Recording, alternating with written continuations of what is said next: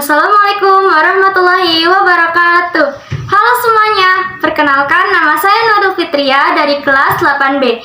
Kali ini saya akan membawakan materi tentang karya fiksi yang sudah sama-sama kita pelajari pada bab 1 semester 2 Bahasa Indonesia. Selamat mendengarkan. Pengertian fiksi. Fiksi adalah cabang dari sastra yang menyusun karya-karya narasi imajinatif, terutama dalam bentuk prosa, seperti novel atau dongeng-dongeng yang ceritanya diimajinasikan. Segala sesuatu yang fiksi artinya tidak pernah benar-benar terjadi di kehidupan nyata.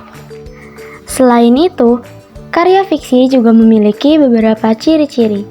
Ciri-ciri karya fiksi yang pertama, ditulis berdasarkan imajinasi. Semua karya fiksi adalah rekaan, yaitu cerita yang ditulis berdasarkan imajinasi. Beberapa hal dalam cerita mungkin memiliki kesamaan dengan dunia nyata. Tempat atau kejadian bersejarah dapat dimasukkan ke dalam karya fiksi. Namun, secara keseluruhan itu tetap tidaklah nyata. Ciri-ciri karya fiksi yang kedua adalah berbentuk kisah atau cerita utuh. Karya fiksi merupakan cerita yang utuh. Karya fiksi biasanya menceritakan sebuah jalinan kisah yang di dalamnya terdapat konflik. Konflik tersebut akan dituntaskan hingga akhir cerita.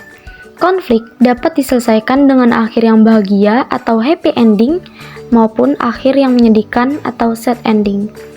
Ciri-ciri karya fiksi yang terakhir dilengkapi dengan unsur-unsur cerita.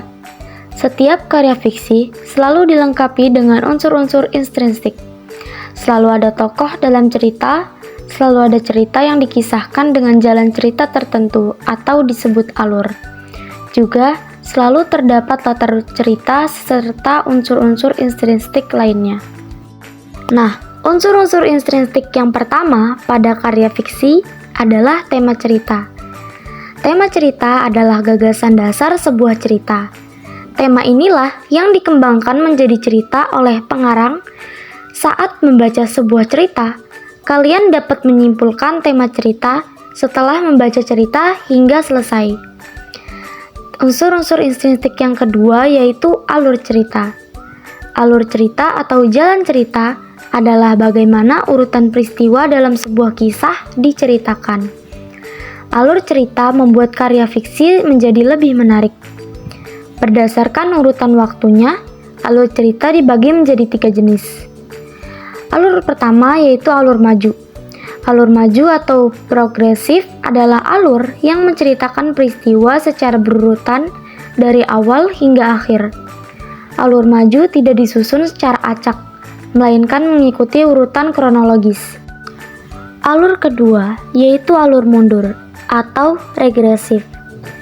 Regresif adalah alur yang menceritakan peristiwa secara tidak berurutan. Alur mundur juga dikenal sebagai alur sorot balik atau flashback. Alur yang terakhir yaitu alur campuran. Alur campuran adalah kombinasi dari alur maju dan alur mundur.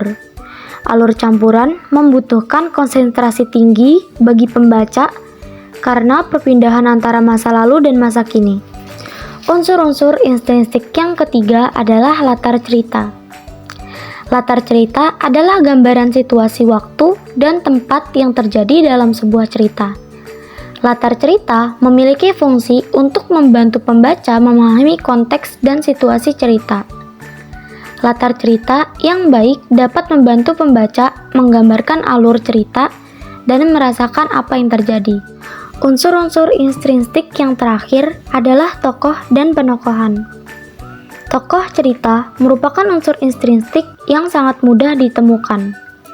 Orang-orang yang menjalani kisah yang diceritakan itulah yang disebut tokoh.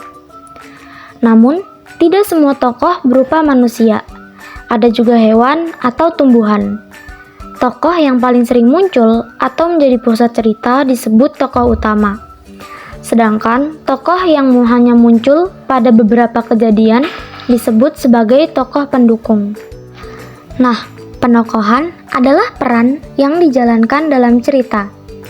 Penokohan dibagi menjadi 3, yaitu antagonis, protagonis, dan tritagonis.